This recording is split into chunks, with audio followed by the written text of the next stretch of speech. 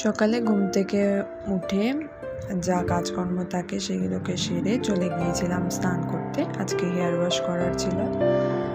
তো স্নান করে আসার পরে যে কাজ থাকে সেটা হচ্ছে ঠাকুর পুজো দেওয়া। পুজো দেওয়ার পরে আমি সঙ্গে সঙ্গে চলে গিয়েছিলাম সকালে ব্রেকফাস্ট বানাতে। আজকে সকালে জলখাবারে ছিল রুটি আর কুমড়ো চিচকি, এবং সেটা করতে করতেই আমি তার মধ্যে চা বানিয়ে খেয়েও নিয়েছিলাম।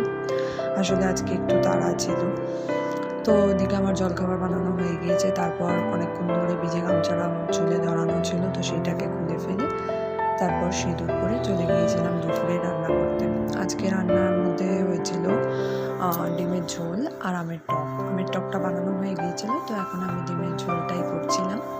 এখানে সমস্ত মশলা দিয়ে কষিয়ে নিলাম, আর পাশে ভাতটাও তাড়াতাড়ি বসিয়ে দিয়েছি। এই তো আমাদের ডিমের ঝোল রান্না হয়ে গিয়েছে।